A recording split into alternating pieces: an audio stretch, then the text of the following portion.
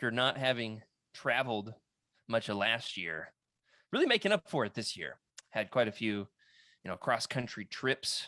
The other day for our trip to Arkansas, my wife, we were in a bind in terms of like, oh, we got to get these tickets scheduled and we got to get them as cheap as we can because flying cross country, oh man, it is not easy to do, not cheap at all. And she booked us our layover. Our connecting flight was in Denver, which if you're doing the math here or the cartography, I guess that's the better term. Geographically, this episode is me just for an hour searching for the right vocabulary word for this term. Going from Massachusetts to Arkansas, you shouldn't have to go to Denver. In fact, it's way out of the way, but we did. And Freddie, I know you're a guy who gets around in terms of very familiar with the airports. You ever done the Denver thing? Yeah, I've flown into Denver a number of times. It's kind of a usually weird place. Yeah, it's usually like the kind of the hub from California to basically the rest of the U.S. I've stopped. Yeah, so every time I've been to Orlando for Celebration, always stop in Denver, always see 501st, everybody there at the same time. Oh, that's cool. And New York, same thing. Always flying into what I call Exar Kun's temple. So to get everybody up to speed on what we're talking about here, I'm walking my kids through the airport. We're going off to find some fried chicken or maybe some gummy bears, airport food. And I see something like down in this weird concourse area in between the food court over here and then the gummy bear store over there and souvenirs. And there's this huge open area. And then down below is the train that takes you from terminal to terminal. And I look down and I see this, it's like weird architecture. It looks kind of like ancient ruins. And I was like, hold up, kids, I got to take a picture of this and send it to Freddie. And I just remember as soon as I posted it thinking, Freddie's going to love this. Now, I believe the caption was something along the lines of Denver airport out here thinking it's an ancient Jedi temple or something. And Freddie, do you remember what your response was in all caps? I do. Well, not entirely, but it's something along the lines of, I'm getting some Exar Kunish vibes from this. Yeah, it was like definitely Exar Kun definitely would love to go through the Denver airport. And the best part about that, Freddie, we've been podcasting together for 2 years at this point, nearly like a week or two away from our 2-year anniversary. I didn't get you anything. Sorry. I love that as soon as I saw this and posted it on Instagram, I thought, Freddie's going to see that. Like, I know you're a busy man with grad school and a full-time job, demanding job at this point in life, but I knew as soon as I posted it, I knew, Freddie, that you were going to love the fact that I saw something Legends in the Denver airport. Something about the Force was just drawing me to look at Instagram at that exact moment. The beautiful thing about it is you have seen it and thought it long before I ever did. Like, you've seen the exact same thing. Well, I know that we've got some really fun stuff on the docket for our show tonight. We've got new team members. We've got incredible content. In fact, we are finishing off a 3-part crossover event in our first live return to the air, and I could not be more excited for all that we've got. We've got some amazing people hanging out with us here in the chat. So without further ado, let's start the show.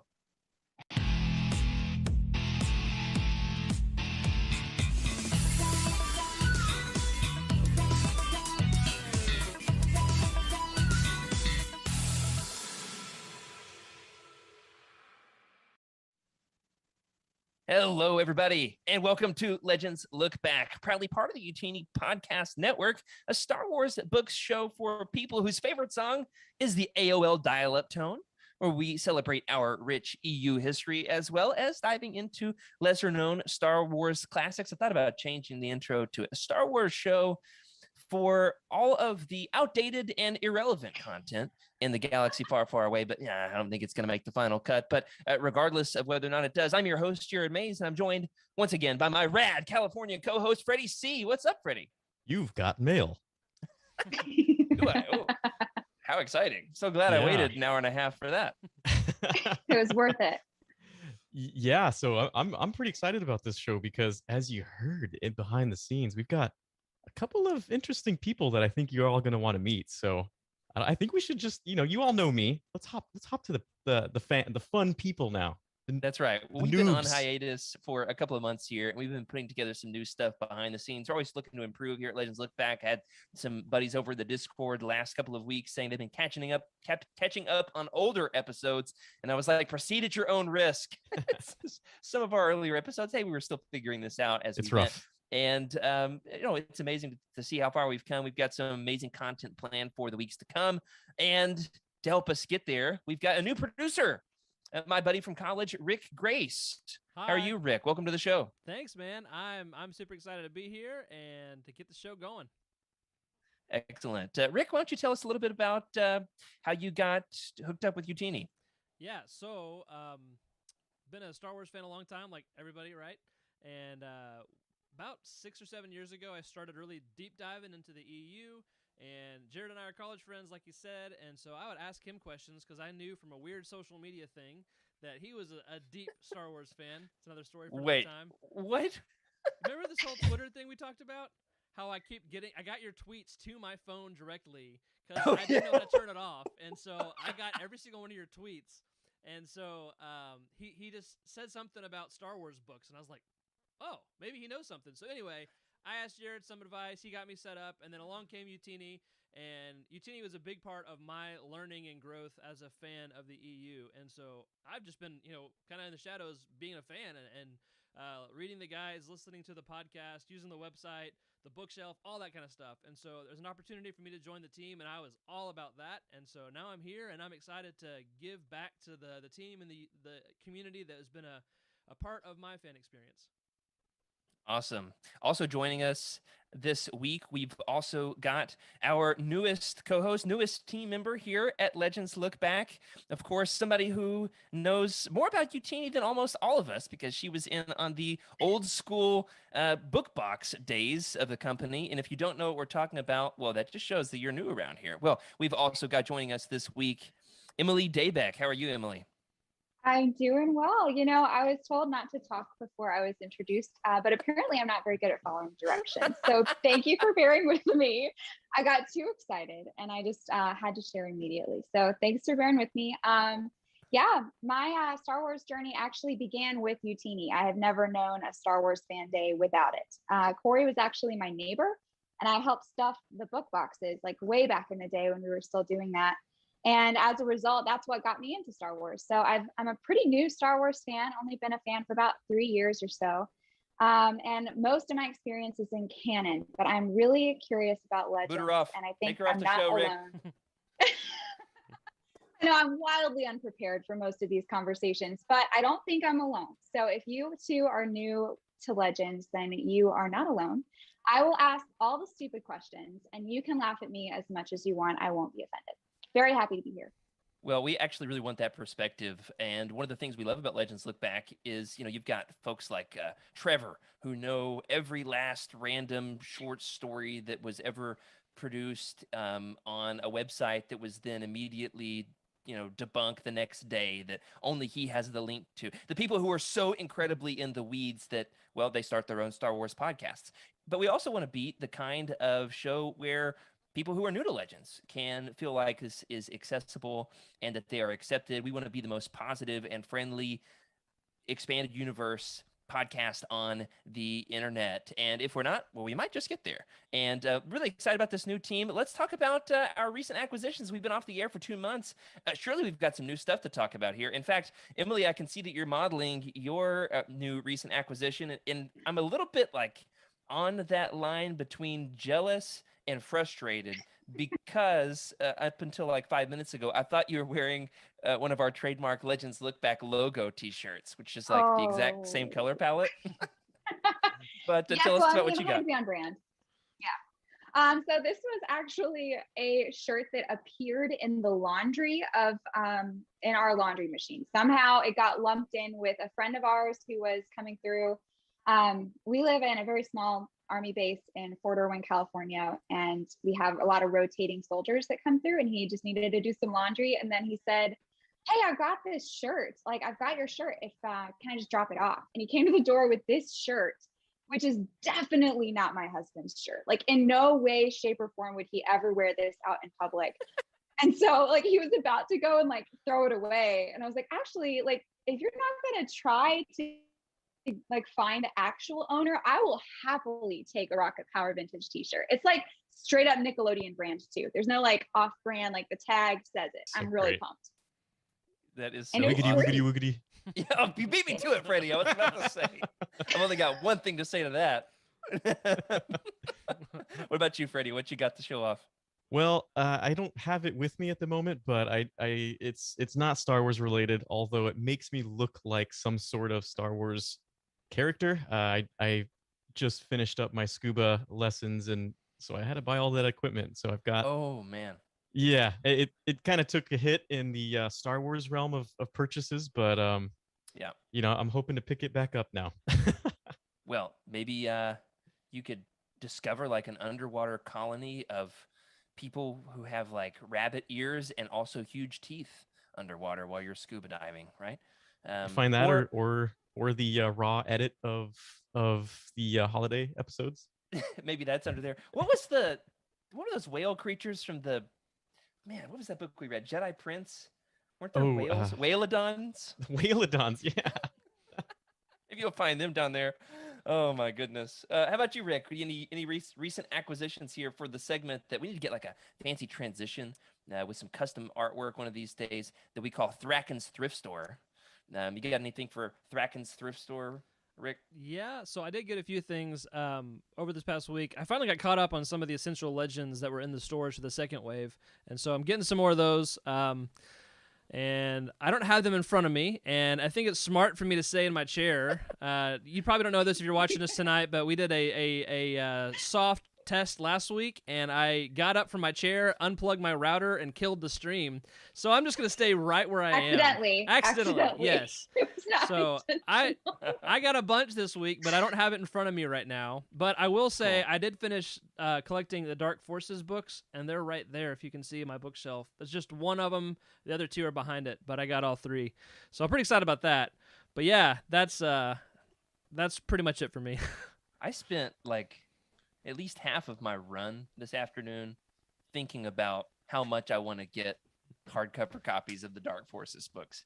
It's one of those thoughts that you seeded into my brain and I can't shake. It's it's latched on and it's not going anywhere, but I'm trying to curb my impulses because we currently have, like a leaky roof and a broken down minivan. Our washing machine isn't working. Oh.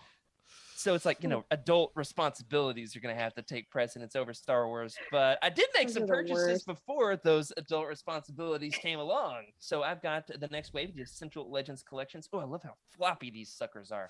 I got Rogue Squadron here.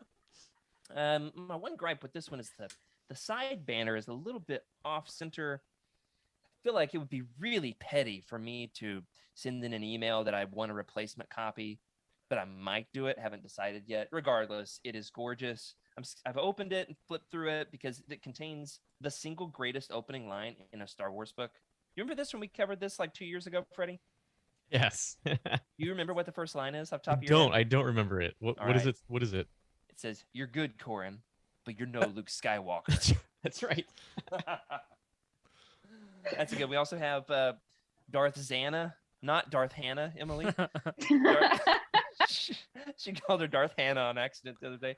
Darth Zana looking like looking like she's got some dreadlocks, which is kind of cool here on the cover. I love the yellow color scheme. Anyway, also Dark Force Rising and The Last Command. Now I've got all four of this wave sitting right here next to me on my Legends shelf. I've got like a Legends showcase shelf with some of my like more collectible Legends books and items, and like my Watto cup topper. And man, they look great. Excellent. Absolutely excellent on the shelf. Really happy to have them. Also got some canon things in the mail the other day. I'm hoping I can carve out some time this weekend. Life's been busy, but it's feeling like it's going to be a reading Star Wars kind of weekend. Got The Edge of Balance, the new manga, and the Life Day Treasury. But I think I'm going to save this for a little bit later in the holiday season. I feel like I need like a cup of... What's Luke's favorite drink? Freddie, you remember? Well, let's see. There's what did he mention? Oh, goodness, I'm. This is like the most iconic Legends drink there is, Freddie. Well, Come I mean, on. there's he didn't like blue milk. he it's didn't just like hot blue chocolate. milk. It's the It's whole just thing hot in the chocolate. Thrawn trilogy. Luke is just so wants- edgy. He drinks hot chocolate. It's not like hot calf. It's not blue milk, right? He just wants his good old fashioned hot chocolate, guys. He's a good boy, Luke Skywalker in Legends, isn't he? Yeah. He's not milking it out of any animals or anything. He's getting it the old fashioned way, out of the drawer in the Millennium Falcon. Well, you know what you can't find in the drawer in the Millennium Falcon? The Legends news that we've got to bring to you this week. Hey, nothing like being off the air for 2 months to have some groundbreaking news about ancient and relevant content. Am I right? Why don't you throw up the first bit of news here for us, Rick? That is, we had a huge news drop a week ago, just getting ready for the Legends Lookback relaunch. And that is, we've got a remake of Knights of the Old Republic headed our way at some point. We don't know the release date at this point. Guys, have you all played KOTOR? Yeah, I definitely haven't played it as much as I've played Star Wars Galaxies, which I still play to this day. But KOTOR is another one of those classics that I definitely love playing, and I'll never forget the first time I played it. I was in the cantina just gambling as much as I could. Yeah, with Pazak. We've been back on the show for, if you're keeping count, 25 minutes, and Freddie has already mentioned Star Wars Galaxies. So congratulations if you're playing along at home. Rick, have you ever played KOTOR? Are you excited for the new one? So I'm actually playing it right now for the first time through because I wasn't a gamer when I was a kid for some stupid reason, and growing up, I had like a couple consoles, but I was like Halo or bust or something, And then before I played Spyro on the PlayStation, that was about it. Anyway. So yeah, I'm playing through right now on mobile and excited about that. Hopefully I don't get stuck in like the first 30 minutes, but we'll see how it goes. Yeah, if you make it past Terrace, I would say that you would have already progressed past more than half the people who have ever played KOTOR, because it does take a while, but it's worth it. It's so worth it because, man, when you get off Terrace, then redacted. All right, I won't tell you because it's amazing. Emily, KOTOR, what's your take? I'm not much of a gamer. My gaming experience started with Nintendo 64 and it ended with the Game Boy SP. So like Yes. very narrow window. But if it's cool enough, I'm not against playing it. But we don't have a PS5, we have an Xbox. So I don't know that we would be able to really play that, but I might talk to Rick about the mobile thing. I might be convinced. Yeah, it's cheap on like iPad and iPhone. It's also on Steam as well, the original. Obviously, the remake isn't done yet. Basically, the spiel with the remake is that it's going to be, remastered, not just remastered, but remade, they said, from the ground up, whatever that means, for next-gen consoles, specifically, though, exclusive to PlayStation 5 and PC. There is a rumor floating around, I don't know how credible it is, that it's only exclusive to the PlayStation 5 at launch, but then will eventually make its way over. I don't necessarily have the space in my budget for a PlayStation 5 yet, but we'll see how long this takes. First. Yeah. We'll see how long this takes to come out. What's one hope you have for the remake, Freddie? A lot of people kept talking about how they want to change the gameplay, or not the gameplay, the fighting mechanics. Yeah, the combat. Yeah, the combat, exactly. But I mean, I have to be honest. I feel like the original combat, and someone mentioned it also on, and this is our, I'm not even sure, it was our little dress rehearsal, right? So no one really saw this. Not yet. Not yet, but someone mentioned that the gameplay reminds them of like a D20 game, right? Like a role-playing game, which I'm totally for.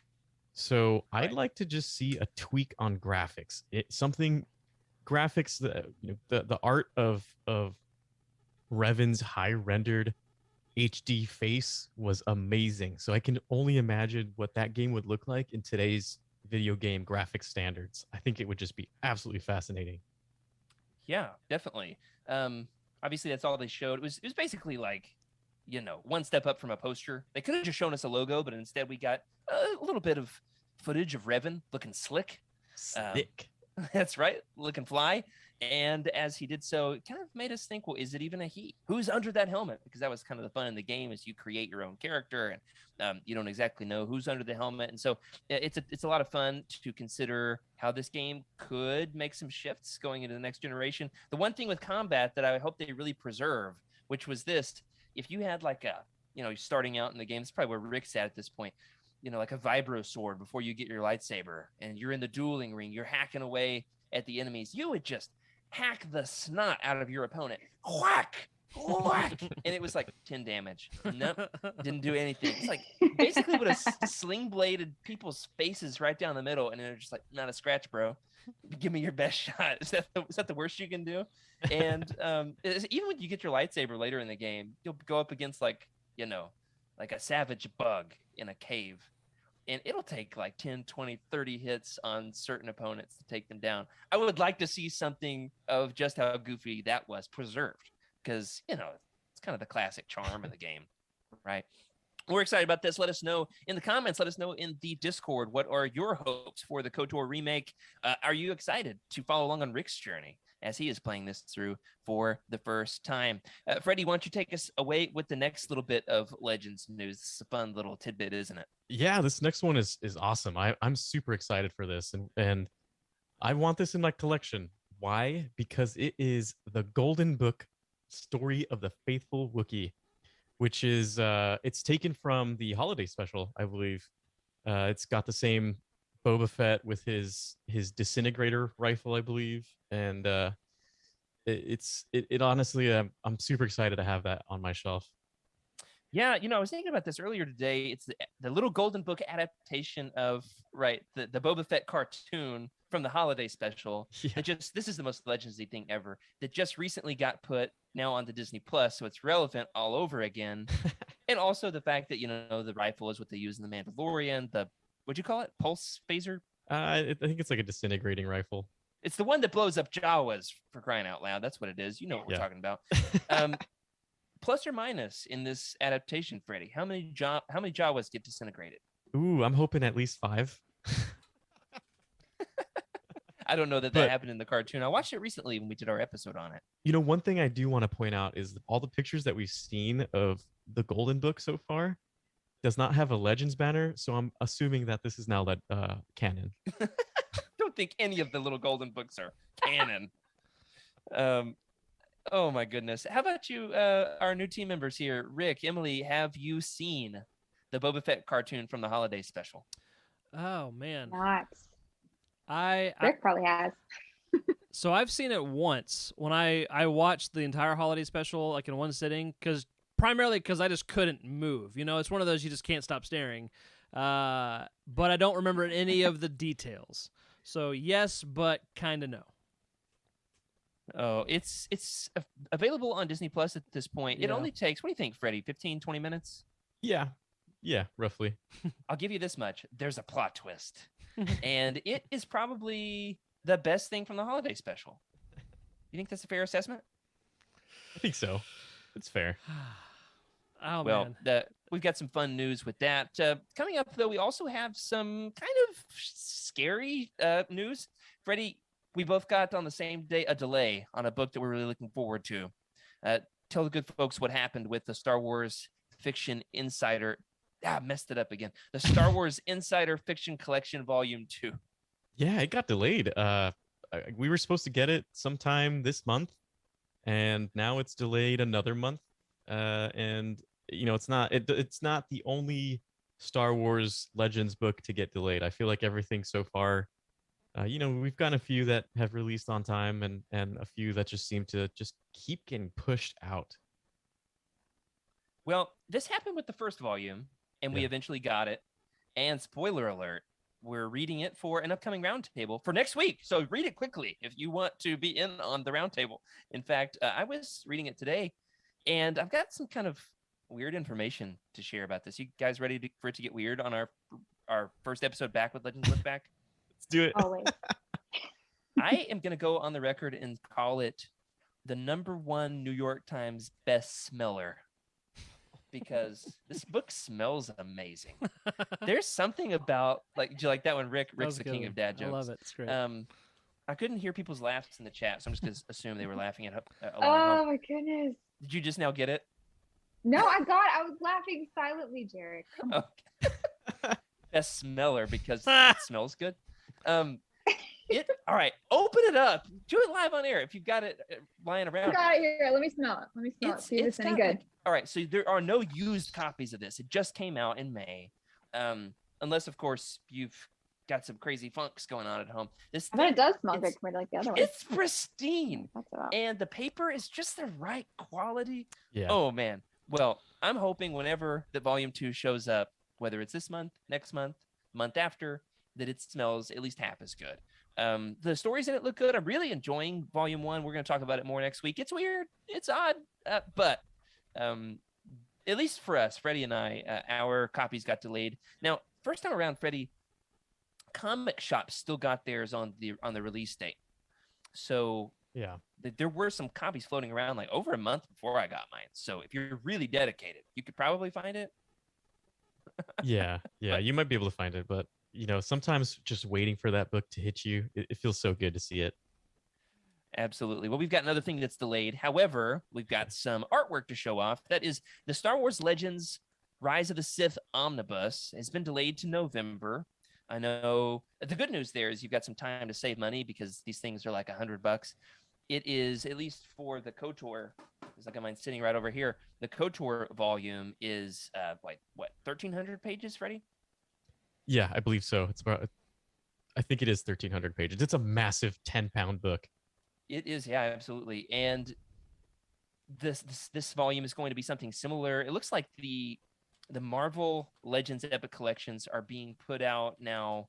They're taking 3 of them and then binding them, bundling them into a hardback, which is ultra collectible. And I'm really excited that they're doing this, especially considering I don't own a ton of the Marvel Legends Epic Collection. So excited to get my hands on these in this volume. Can we talk about the artwork a little bit? We've got 2 different covers for this. The one that Corey so lovingly called Forehead Qui-Gon. It's nothing but Qui-Gon's forehead on the cover. And now that I've seen it, I can't unsee it. Like a 5-head. This cover is from, it's a 5-head. That one's almost as bad as my best smellers joke. This one is from the artists Box and Fleming. And I'm sure I messed that up, but you know who you are with the forehead. And then the comic shop cover is the mall cover done by an artist, just Fleming, no Box this time. However, with the KOTOR volume, Freddie, did your cover get changed the first time around? It did. It did actually. It did change. This cover. So the cover that you're talking about for this Rise of the Sith is probably going to be honestly the most popular selection. I think most people are going to go for this one. It's a beautiful cover and it just fits the title. The mall cover or the forehead cover? The mall cover. Sorry, the forehead cover. I think that's going to be a little rare. You might want to grab one of those just in case. Yeah, it would make sense if more people went for the mall cover. I mean, he's a very iconic looking character. I love the red and the blue kind of thing it's got going on. It's actually not from the comic itself. As far as I know, it's from like the Young Reader book by Ryder Wyndham. And so they're repurposing this art in kind of an odd way. However, we're warning you right here live on Legends Lookback that it could get changed because before it's finalized, the variant cover got changed the first time around, at least for the KOTOR cover. Yeah, I've got it right here with his beautiful teeth. Yeah. I'd like to see that on a golden book. Mommy, what's this? Halloween Barnes and Noble. Yeah, perfect. Right in time for Halloween. This book is called The Wrath of Darth Maul. So they're repurposing this cover for the Marvel hardback collection of a Dark Horse collection of comics. Don't you just love Legends? But this is coming out pretty soon. Whenever it comes out, we'll give it a month, 2 or 3, and then we will review it right here on the show.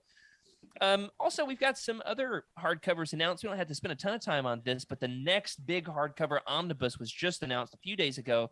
The Empire, Volume 1. This one comes out on March the 1st, and it contains a whole bunch of comics. None of them, however, called Empire. No, right? No, it's all if I remember correctly, it's all Purge and what is the other one? The other Dark Times. It's got a lot of Dark Times, maybe all of it. I'm trying to see here.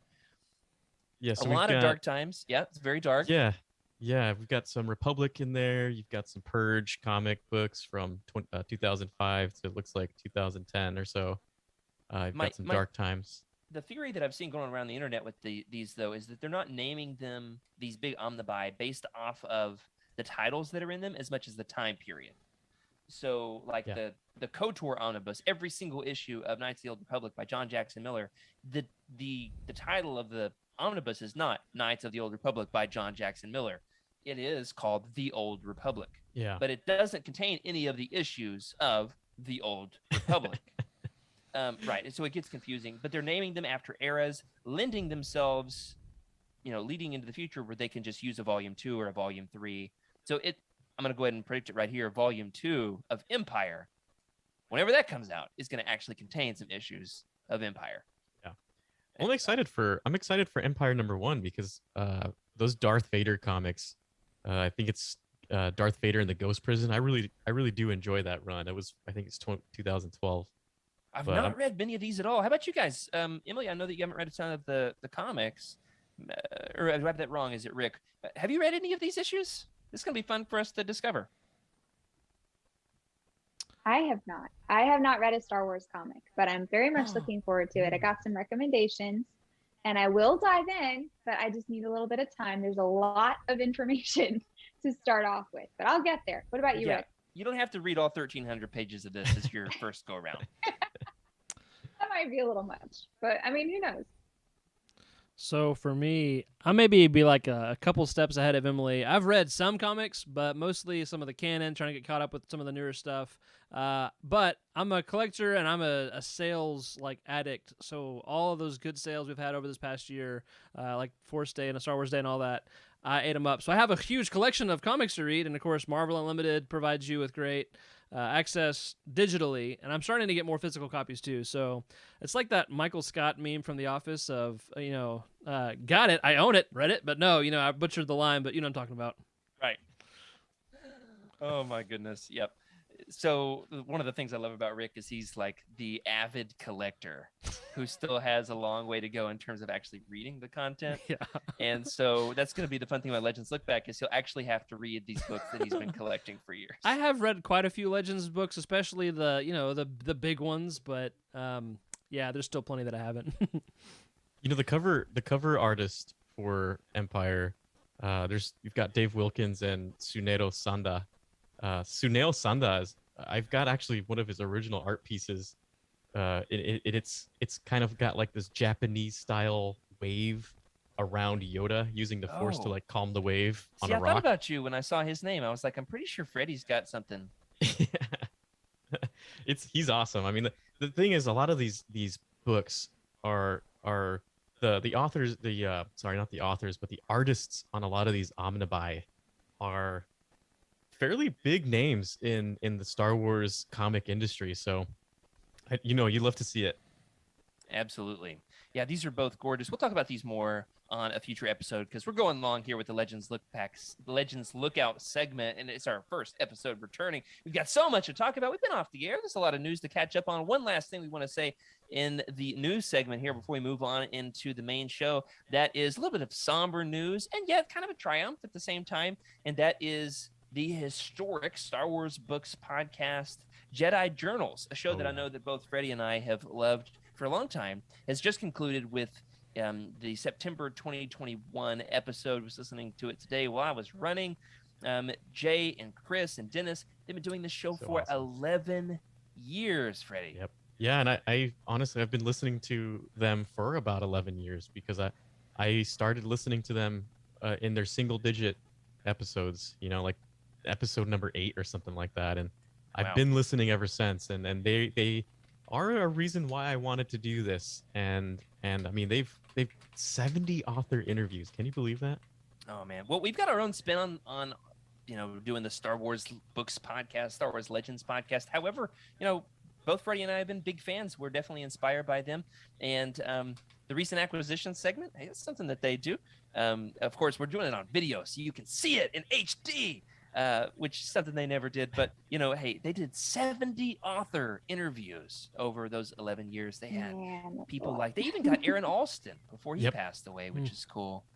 So we want to say huge tribute, Viking funeral to Legend. What was that show called? The Jedi Journals. We'll shoot our flaming arrows and bury you guys on Dathomir. Very happy to have had all the content that you guys have put out all these years, and we are happy to carry on the baton as one of many Star Wars Books podcasts that have followed in their wake. So before we go any further into the show tonight, we're going to take a quick ad break, and when we come back, we're going to continue the crossover event that was begun Monday night on the Living Force, continued Wednesday on the Cosmic Force, talking about the rich history of women in the Star Wars galaxy. And wow, we've done a lot of research going into this episode. I'm very excited to celebrate the ladies behind the scenes of the Legends universe. So let's get to it.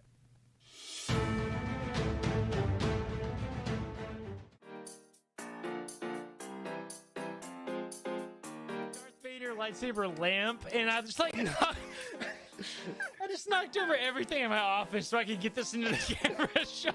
I knocked one of the posters off the wall.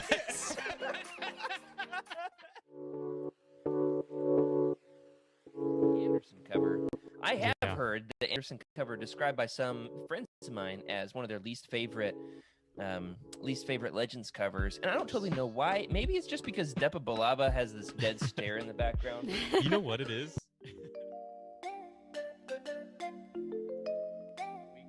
Emma, what is your art of the week this week? Yeah, so I don't have anything as dark and depressing as that corpse, but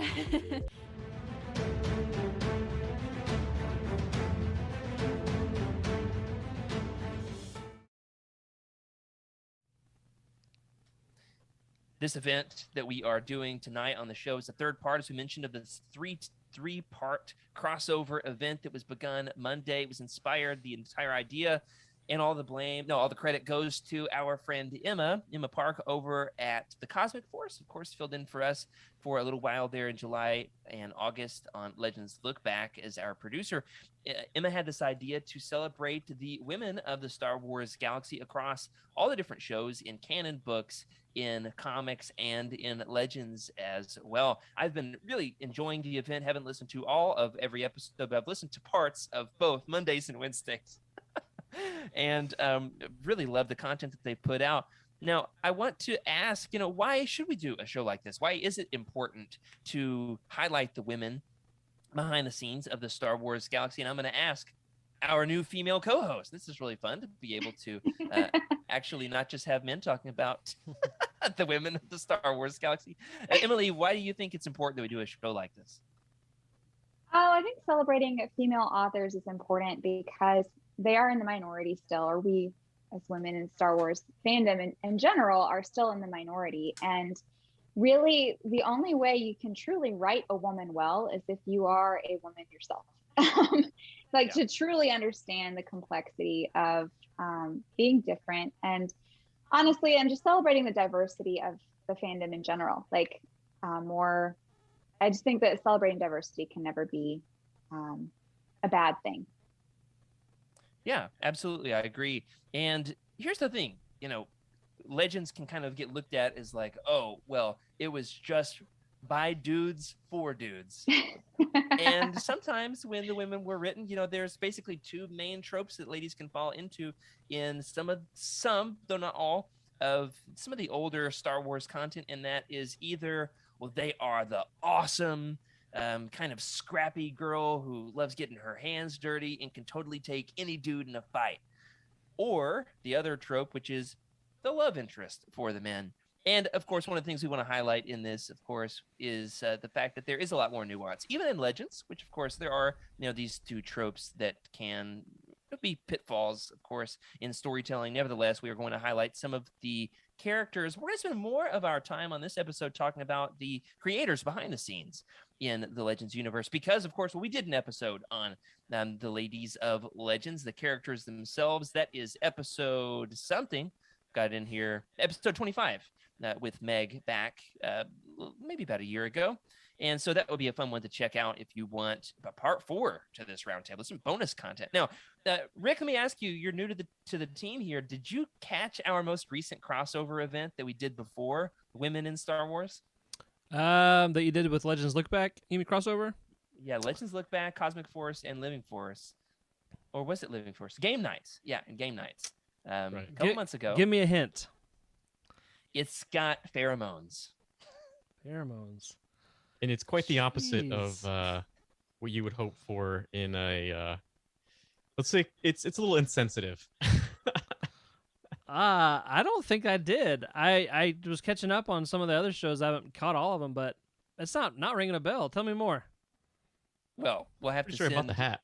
Yeah, Freddie does have a hat. So we did Shadows of the Empire, the 1996 Right, massive right. crossover event, and we did it across the 3 different shows, us, Cosmic Force, and Game Nights, which was a ton of fun. Yes. Now, here's the thing: we wanted to do this because it was a huge multimedia event, and because I had never read it and was excited to experience it for the first time. One of the rare Legends books that I just had been saving, had been waiting to pick up.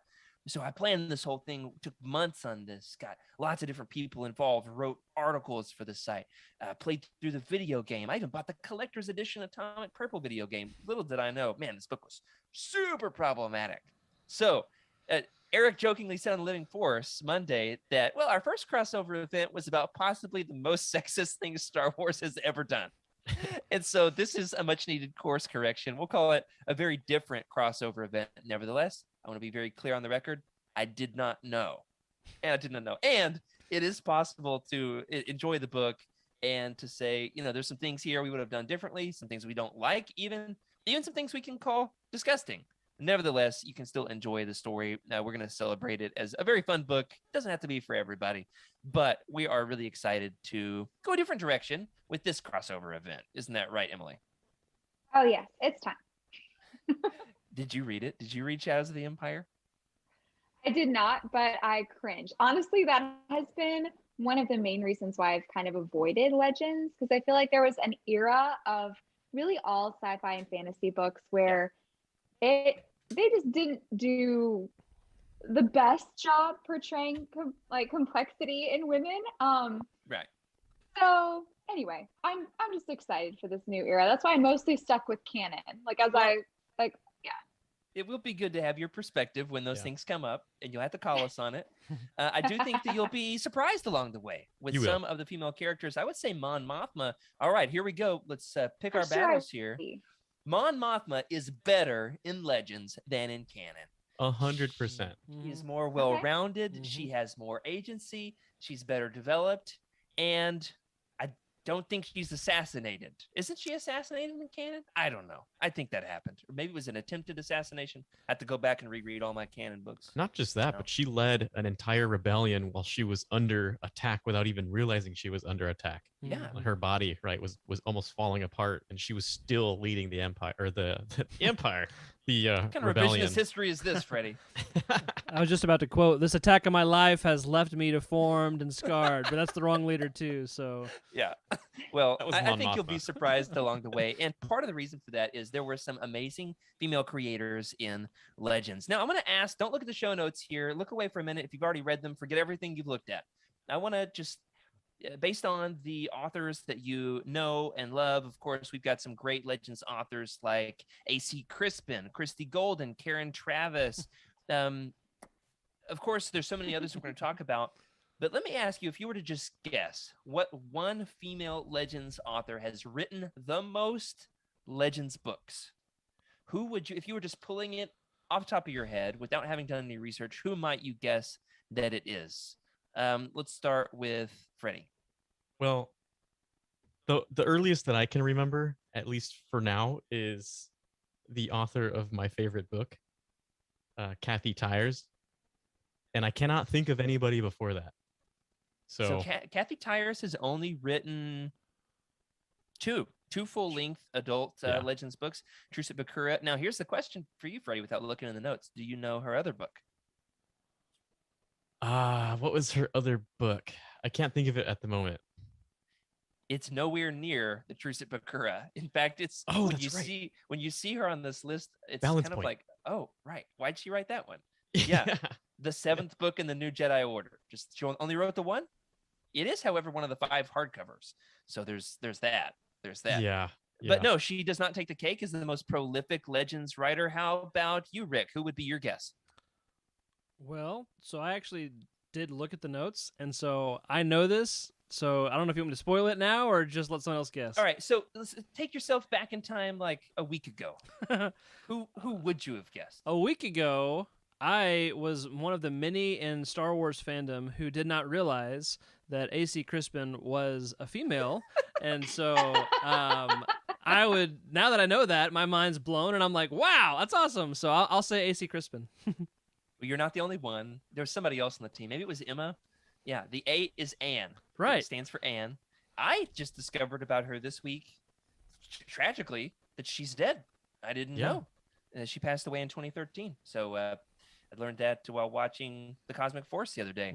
It's a big surprise to me. I was kind of like, oh, it's like a knife in the gut. Like Rue could just stab me or something. Like I could not believe. Some of the best female characters in all of Legends come in her books. I wonder why.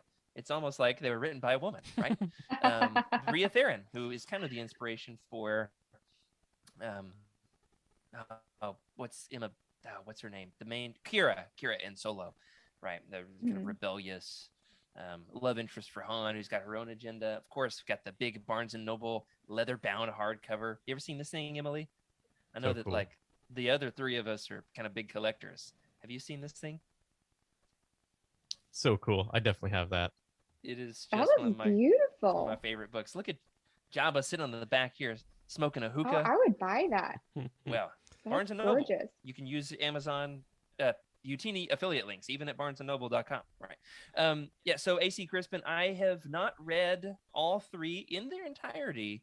I have only done A Paradise Snare in its entirety and have done the abridged audiobooks of the other two. So I'm looking forward to actually finish. I've been reading The Hutt Gambit on and off sparingly for like 2 or 3 months. I'm not especially far. Okay, so there's two. Freddie guessed Kathy Tears.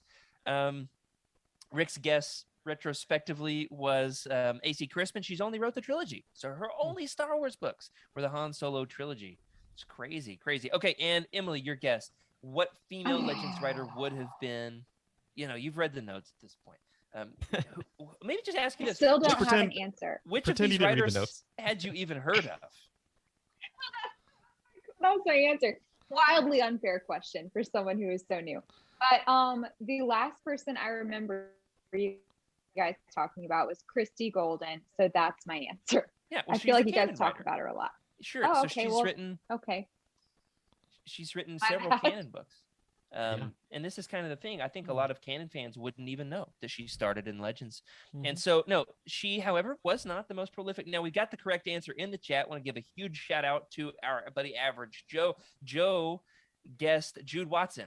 Yep. He's right and he's wrong. Right? Freddie, why would I say that he's wrong?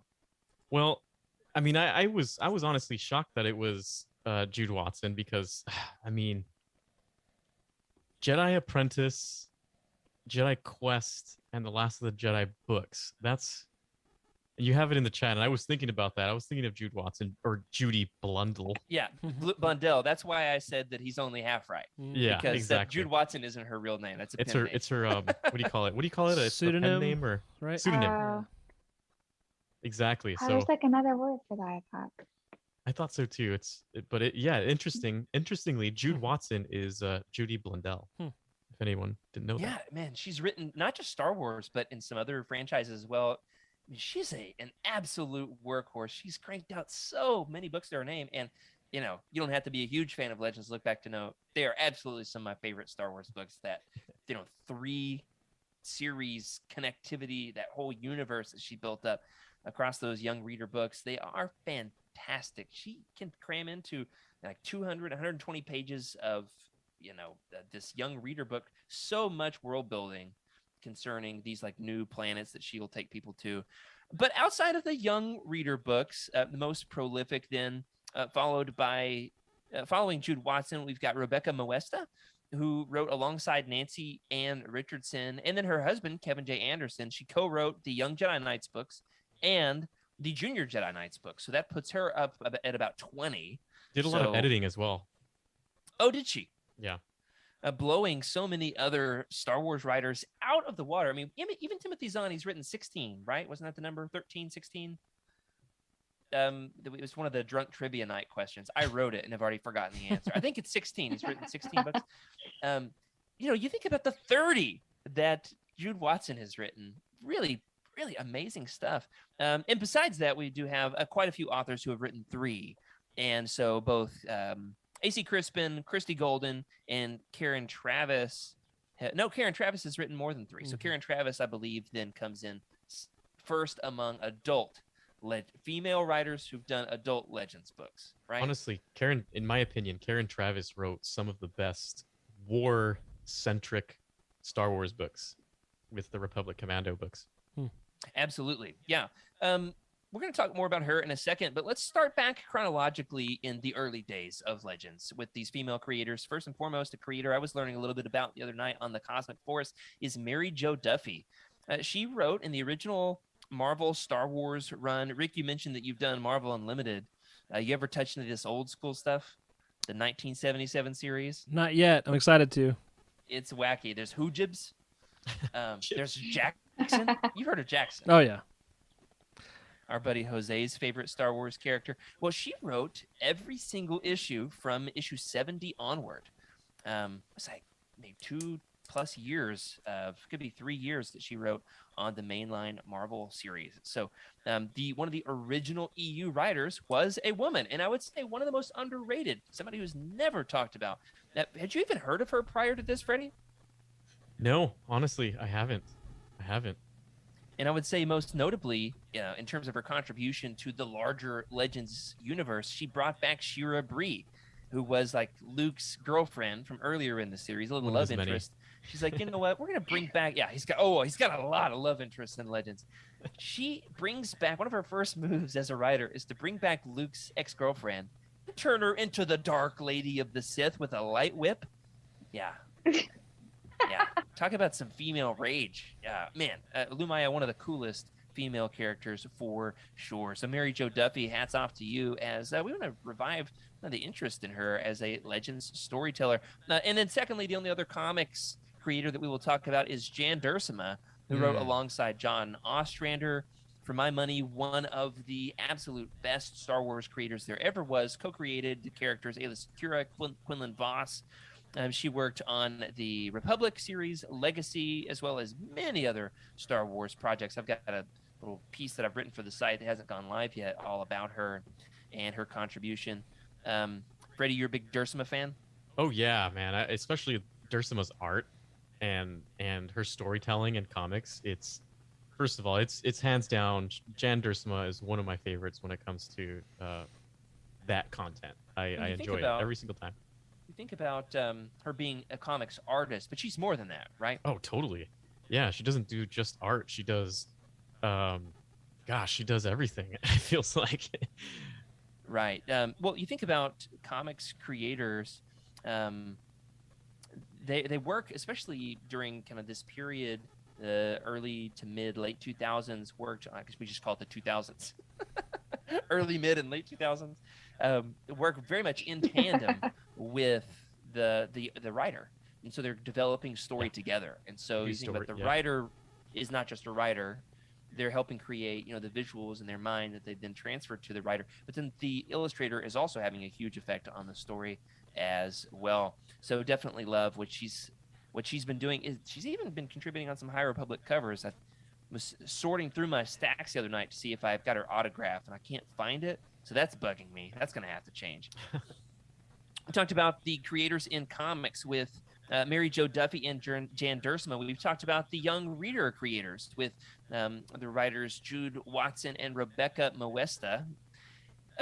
Let's talk about some of the adult novelists, the writers on adult novels. There's got to be a better way to say this. The full-length adult stuff, not adult in that kind of a way. The full-length stuff. All right, well, your pick on who you thought was the most prolific, Rick, was AC Crispin. AC Crispin, she's not the only Legends creator who has written a trilogy. In fact, we've got three women who have written a trilogy of Star Wars books. That is 3 from the same series, though not necessarily a complete cohesive trilogy. Now, here's what I mean. Christy Golden wrote 1/3 of the Fate of the Jedi series. Now, Emily, you mentioned you'd heard of her before, right? But she also wrote in canon Dark Disciple, right? The Quinlan Voss, Asajj Ventress book. Oh, okay, yeah. As well as, what's her other one? Do you guys know? There's at least one more. One of the Battlefront books? Or the Legends podcast, clearly. She also, however, has written, and as that's the case with most of these women, a handful of short stories as well. And so little Star Wars Insider contributions. In fact, have you noticed? We'll see how far you guys are in your read-through of the Star Wars Insider Fiction Collection Volume 1. She wrote the Jag and Jaina Solo, Jag and Jaina Solo, what are their last names? Legends, you're killing me here. Jag and Jaina go on their honeymoon, and they get ambushed by, bounty hunters, right? She wrote that story, which I think is one of the better ones in the book, which is cool.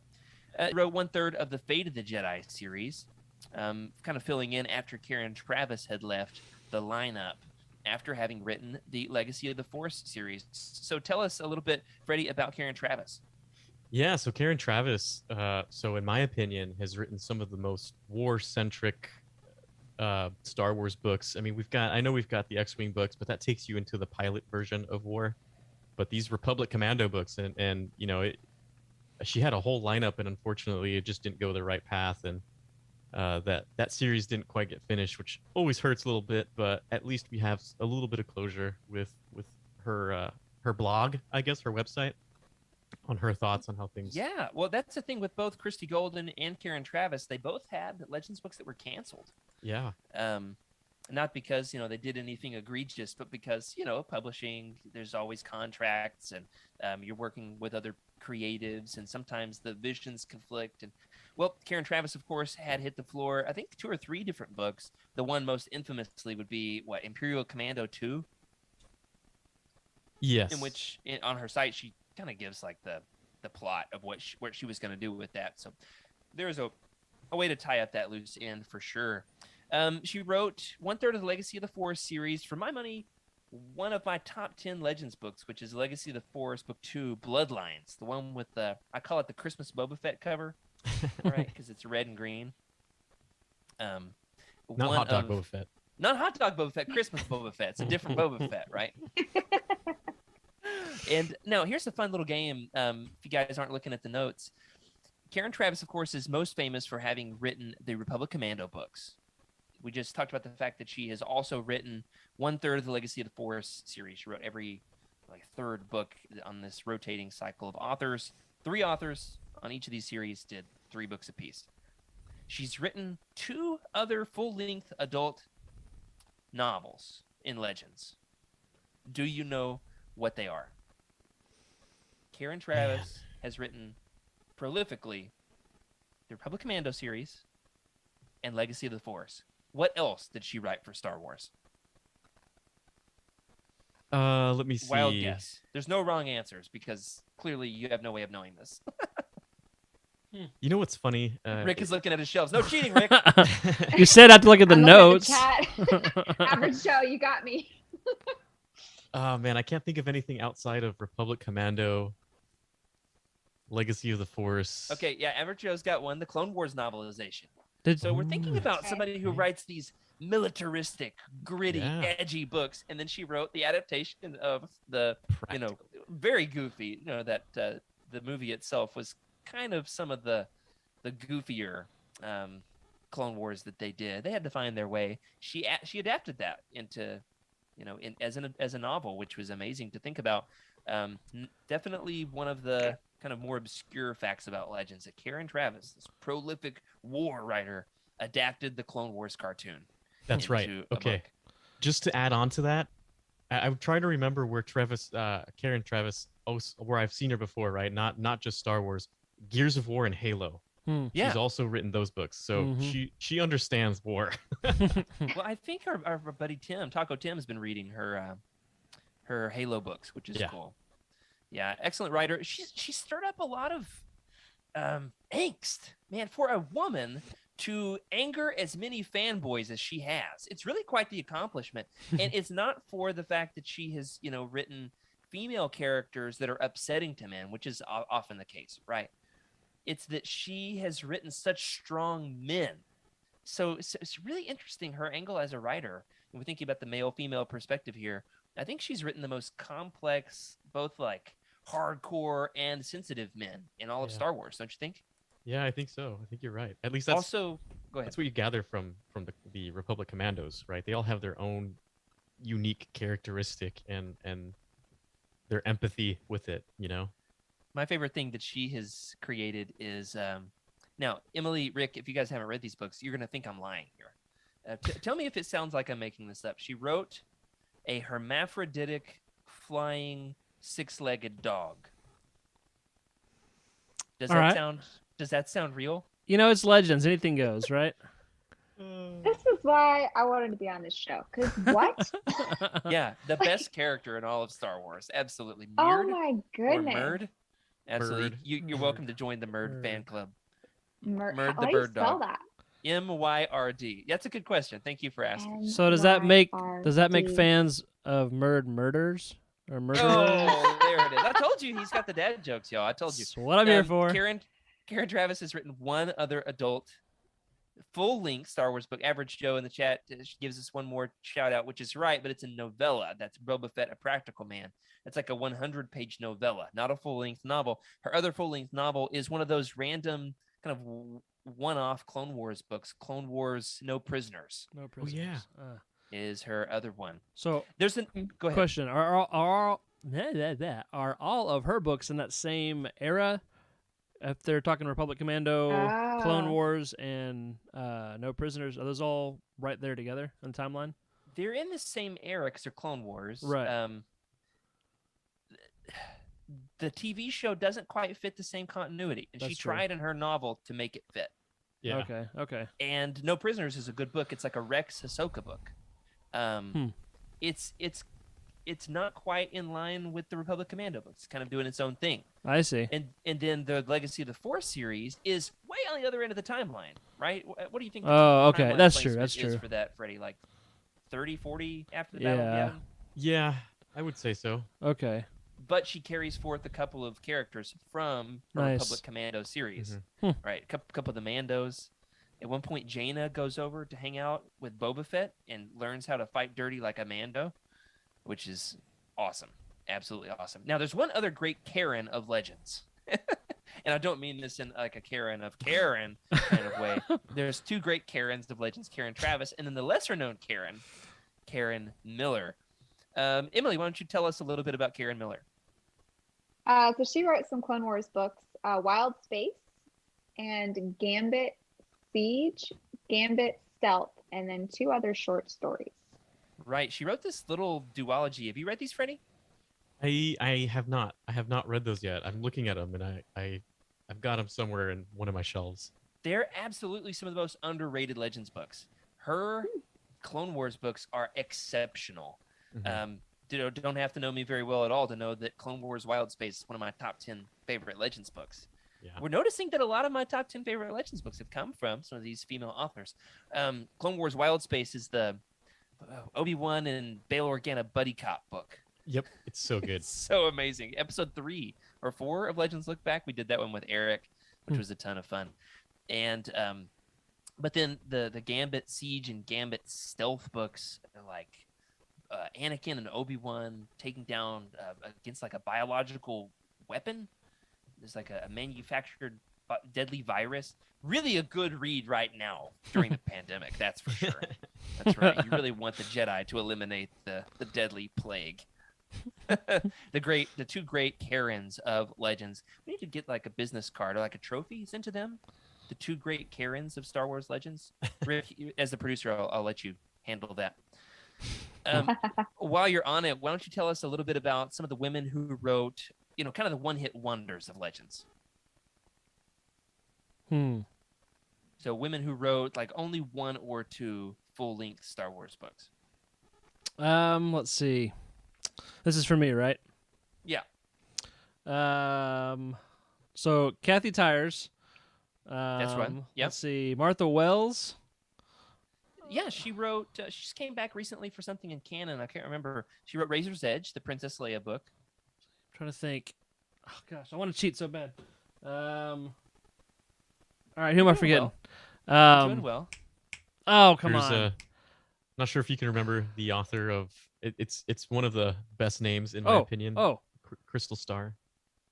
Oh yeah. Is that? Barbara. Sounds like Rhonda. There is a Oh, Barbara. there's There a is Barbara. Okay, no. There is a Barbara. I'm blinking. Yeah. You've got Vonda McIntyre. I wasn't trying to put you on the okay. spot. Oh. I was just going to let you read it out of the show Oh. notes, but you're welcome to just try to I pull it know, off the like, top of wow. your head. Oh, okay, sorry. Well, here I can pull up the show notes and. I was Way just trying to better. keep myself from, monologuing, but I enjoyed watching you like squirm. I Rick's really way. did. Thank you. Yeah, you take it away, Freddie. Yeah, Give him a second to pull it up. Vonda McIntyre wrote The Crystal Star. I'm not sure if you guys have read that book yet. Emily, I'm not sure. You probably have not read it. What about you, Rick? Yeah. Have you read Big Crystal fan. Star yet? Not yet. Haven't got to that one yet. I think that should be Emily's first on Legends Lookback is the Crystal Star. We had somebody request it the other day in Discord. We could do that. Really? That'd be fun. It's notoriously, one of the, weirder more one? overlooked Legends books. We'll just call it that. Overlooked is a great way to put it. What does that mean? You I'm know, gonna have it's to find it's just out. not people's favorite. It's not people's. So Oh, yeah, well, why'd you want me to start there? It's because to prank you, to haze you. That's right. Oh, Ah. okay. All right. So yeah, I've been kind of going through there's this thing. I don't know if you've seen it. It's on this website, Youtini. How do you say it? Youtini. There's this reading order they have that's really great. It's got a few tiers to it. So I've been trying to use that when I get caught up with my Legends reading. So I do think, unfortunately, that some of these are on that third or fourth tier. Yeah. But Yeah. they're still great books, I'm sure. But we'll probably get to them sooner than you would have That's true. if you weren't on the Legends show. So we've got Right. Barbara Hambly, who wrote Children of the Jedi and Planet of Twilight, as well as 3 short stories. And then who else have we not mentioned? Elaine Cunningham wrote New Jedi Order Dark Journey, which is like going back to Hapes, kind of return to the courtship of Princess Leia. And it puts Jaina Solo, speaking of women, it puts Jaina Solo in a love triangle between Prince Isolder, the guy that tried to marry her mom, did you not, and Zek, the angsty Jedi. I mean, it is just so amazing. It is just a beautiful, wonderful book. And so Elaine Cunningham wrote that one as well. Now, before we close out the show, we want to talk about some of the ladies behind the scenes, and not just the authors or the characters, but there were specifically 3 pillars of the Legends storytelling universe who are behind the scenes, cranking these books out, helping come up with some of the concepts on where the galaxy was going to be headed, specifically the New Jedi Order era, the 2000s, and 3 absolute heavy hitters of the expanded universe. Why don't you tell us about the first one, Freddie? Yeah, so I'm glad we're talking about this because it was one of my first things. It's like behind the scenes, yeah, you've got the authors, but really behind the scenes, you've got the editorial director at Del Rey, Shelley Shapiro, who, basically she orchestrated the whole New Jedi Order, and one of oversaw, actually Shelley Shapiro was the one that oversaw the shift between canon and Legends. So that's a pretty big deal. I was actually listening to her interview on Jedi Journals today, kind of trying to give them a tribute as they're going out in style. A few years ago, she talked about what that was like on their show. And so did a great job in saying, like, we wanted to tell good stories. And the fun thing about that, we're not trying to sideline Legends or eliminate or erase Legends is often the terminology that's used, as much as to say open up storytellers to tell stories with a blank slate. Yep. And I actually think that has preserved Legends as an artifact, rather than making every book about trying to retcon what had come before and to make the continuity fit. It let our universe be its own thing. And there's a clean break. And it feels like, it might take you 10 years, but it feels like you could read all the Legends books eventually if you wanted to. It's possible. And so huge shout out to Shelley Shapiro, which is a great Star Wars name, isn't it? Shelley Shapiro. That really is. Emily, tell us about the next of the Holy Trinity of the editorial team in Legends. Sure. We've got Sue Rosatoni. She was the executive editor at Lucasfilm Licensing for 20 years and finally retired in 2011.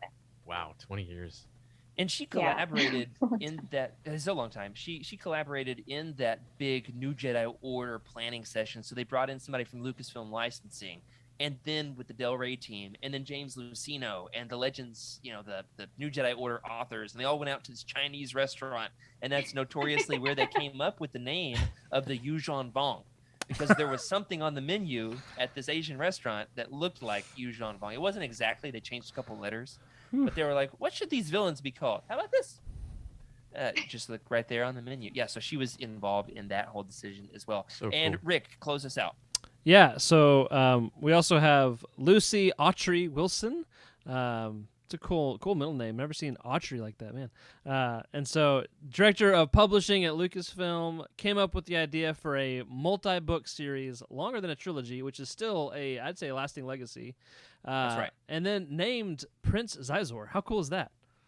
Yeah, it's Shizor. Get it right. Shizor. I totally thought it was Zizor too. Shizor? Shizor. Yeah, that's There you right. go. You got to kind of get the spittle going. Sorry. Yeah, absolutely. And Is there that's like where the a pheromones come Universal Ah. Star Wars like pronunciation book that I need to purchase? No, It's there's no like such a- thing. See, No. Freddie and I Okay. disagree on a lot of pronunciations. He puts a little bit more finesse on it than my Mississippi mud mouth. What I typically do, Emily, and here's the tip, is I will go with whatever the pronunciation is in the audiobooks. And so, That's good. Yeah. you know, not every Legends book has an unabridged audiobook, Right. Mhm. but most of the characters are eventually mentioned in the unabridged audiobooks. So like Borsk Phalia, that one you'll never figure out, but look at all those apostrophes and vowels. Mm-hmm. What's another good one that's got a really weird pronunciation, Freddie? I mean, Oh. Shizor is one of them for sure. Well, I'll jump in. Thrawn's full Okay. name, Mithron Yorodo, or something like that, right? Yeah, that's right. Thank you. Was it Mark Thompson who read those? Yeah. Yeah, I'm definitely. trying to think of some of the names that you and I disagree with every time we talk about it. And I can't think of them off the top of my head, but they'll come Well, by. coming up next month Yeah. on our roundtable is Rogue Squadron. Hmm. How do you pronounce the villain, the first name for Isard? Oh. Isan Asard. You say That's right. Yasan?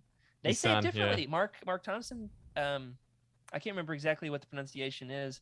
I say Yasani, Yeah. and he doesn't pronounce that hard E at the end. Anyway, I we got would a good one say from Jacob here in the chat. Yassine? I don't know, man. Joruis Sabaya. Mm. And so that's the That way was Thompson what I was says thinking it. of. Yeah, a Yeah. lot of people say Kabouth. Ugh. That's right. That's just what I hurts thought to it me. was. Ah, that And hurts. then- I can't say it. Kabouth. Yeah. Yeah, but Stop it, that one I Freddie. did listen to the audiobook, and that was very helpful. But there aren't audiobooks for every book that I want to read. So now I'm going to be in a lot of trouble. You guys are going to have to help me out. Yeah, hey, we would love to. In case you can't tell, we love talking about Legends. So we're And the arguing people- about pronunciation. I'm in the right place. And We're throwing the the people new for you. producer under the bus. That's cool. You know. Well, we have to throw somebody under the bus, and That's Freddie and I have paid true. our dues. As a school bus driver, I'm highly offended. We'll take turns. You are a school bus driver. That's great. Oh my That's goodness. true. Well, we got the holy trinity of the ladies behind the scenes at Legends. I've been dying for a chance to talk about them, haven't you, Freddie?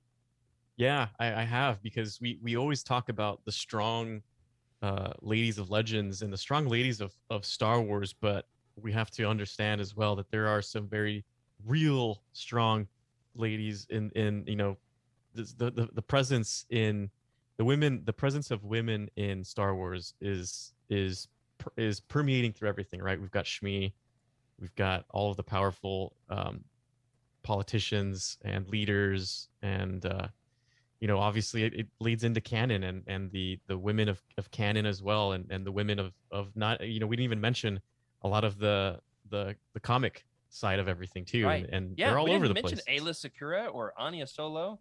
Yeah, and so it's great to talk about the women of Star Wars, because it's important to know that it does matter, because if you have, like you said earlier, just a bunch of dudes writing a bunch of things for dudes, it's kind of the same, right? And in order to make things interesting and to make things innovative, you need to bring a different outlook, and Yeah. that's why it's important. Well said, Freddie. Well said. Well, the problem is that it becomes reductive, where you reduce women to not characters, but and this can happen, of course, women writing women or women writing men. It can happen anywhere across the spectrum if you reduce a character to an agency in somebody else's plot. Whereas what I Mhm. love about what we've got going on here in Legends is, there's some pitfalls along the way. There's some traps that authors can fall into, but there are some amazing Legends characters. Let's just give each one of us, let's go around the horn here and give a shout out to one female character in the Legends universe who deserves their 15 seconds of fame on this big crossover event Legends episode, who is one female character that has not been mentioned that we've got to give a shout out to before the episode is over. For more on this, go back and watch and listen to Legends Look Back episode 25. Start us off. Emily, we'll start with you. So I really enjoyed Bastilla Shan. Sean, do you know how you say that? Yeah, Shan. I'm sure that Shan? Freddie says it wrong.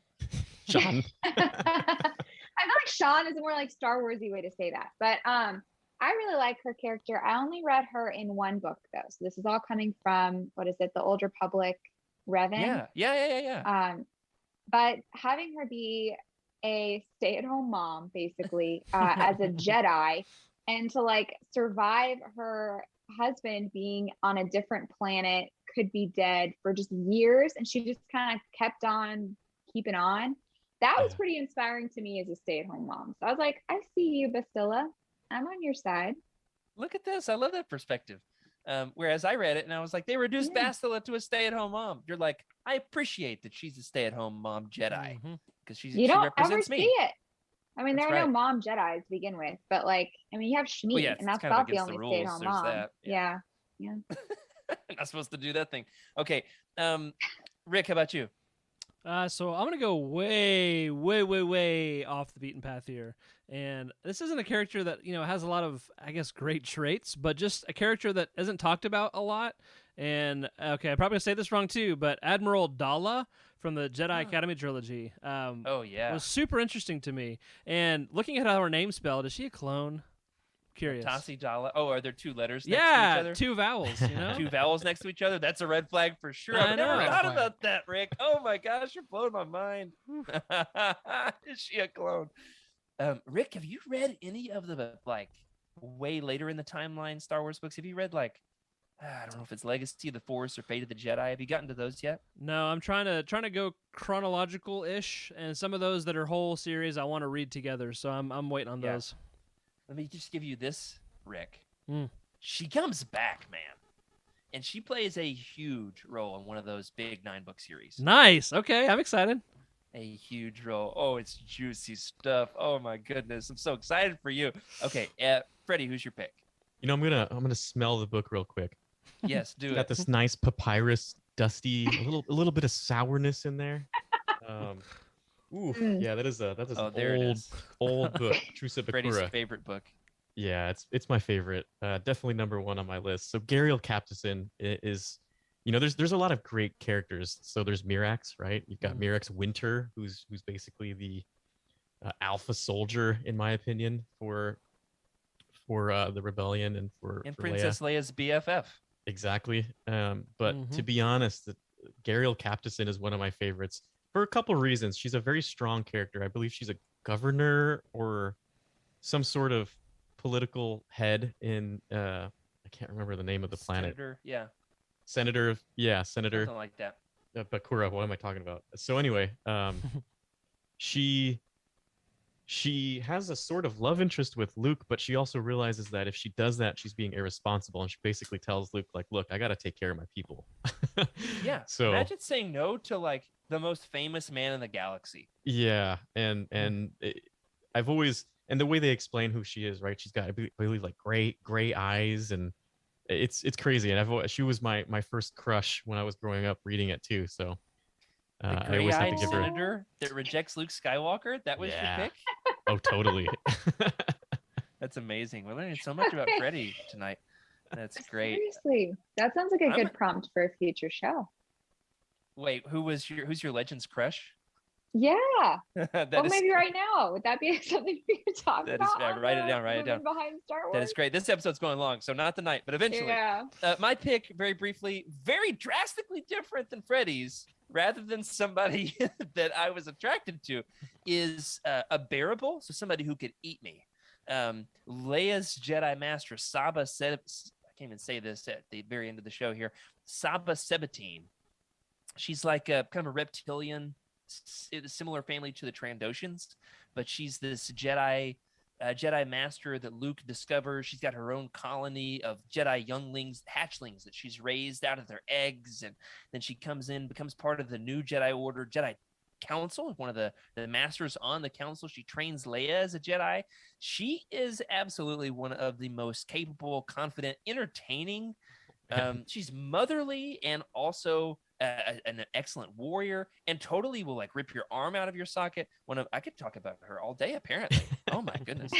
Oh, plus in the audiobooks, Mark Thompson's voice for her. Oh yeah. So I can do it. All right, here we go. I'm Thomas Clementine. All right, that was a mistake. Anyway, it's very guttural and gnarly.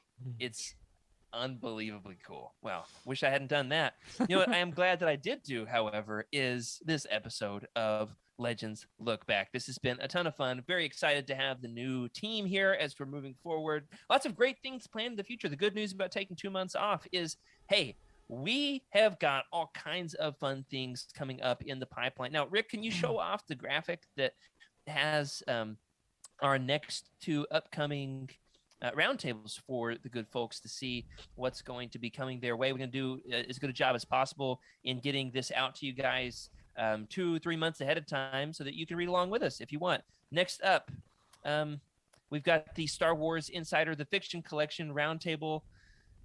I've never once said this title right, have I, Freddie? Star Wars Insider, I'm the Star Wars Insider Fiction Collection Volume 1. Is that right? You missed a V, right? And I don't know, the possibly. Fiction Collection. Anyway, it's the first one. It smells good. You're going to love it. And we're going to have Eric joining us next week. I was just talking with him about it the other day. And then after that, in October, when in October? We don't know yet. But in October, we're going to review the new Rogue Squadron audiobook. Yes, Freddie and I talked about the book 2 years ago. However, our quality's a lot better. We can do a better job. We've got new team members, and we're excited to share this with them. Plus, we've got a new audiobook to talk about. And I'm loving listening to this. Yeah. I'll tell you what. Going out for a run while listening to some X-Wing battles, increase your mile time by at least like 5 seconds a mile, or more if you're faster. Are you a runner, Rick? You grunted. Just me talking about running made you grunt. Yeah, correct. I'm not a runner, but I was just thinking about, I was visualizing myself, banking left while running and just like running into a stop sign or something. So not good for me. I was visualizing you listening to this while you're driving the bus. Oh, that's a good one. Just whipping through those railroad crossings. Yeah. Get off, kids! Oh my gosh! All power to the forward shields! All power to the forward shields!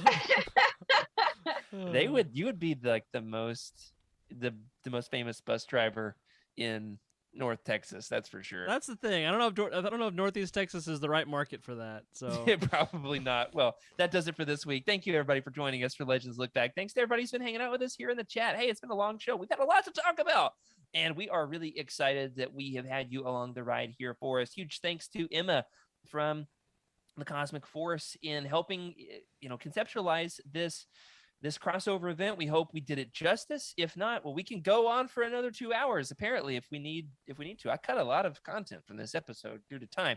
Well, we're really excited that you brought this into fruition, and we're happy to get to celebrate the ladies behind the scenes in Legends. We also want to thank our incredible patrons for your amazing support. We love making this show, and we're going to keep making it for as long as possible. We're glad that you're along for the ride. A special thank you to Cheryl Bell, Jeremy Kazina, I've got to figure out Jeremy's name. Jeremy, to Patrick Ortiz, Carl Sander, OK Indar on our Jedi High Council, Elizabeth Cloutier, Jason Mitchell, Sally and Chris Eilerston, and yo boy, Freddie C. on our Alliance High Command for their amazing support. If you'd like your thoughts around the show, you can email us at legendslookback@youtini.com. You can send us a message in the Legends Look Back Discord channel, and whoo, has it been popping lately. You can also leave a comment on this episode on YouTube. You can find us on Twitter at Legends Look Back. You can find me, I'm at Jared Q. Mace. Freddie? At Wake Up Freddy. Rick? Rick_Grace. And Emily? At Dark Daybeck. Excellent. If you're looking to buy some of these books, such as for our upcoming roundtables, the Star Wars Insider, the Fiction Collection Volume 1, or hey, Volume 2, just skip Volume 1. Get that Volume 2 pre-ordered and see if it gets delayed or not. Well, you can go on over to youtini.com, click the Amazon, Barnes & Noble, Books A Million, all kinds of links in the profile. You can give us a few cents to help keep the lights on. While you're there, you can leave us a review, or maybe after you've read the book, you can leave us a review and let us know what you think. We'd love to hear your thoughts. And remember, keep the Youtini fan code and be a force for positivity in the fandom. See you next week. May the force be with you.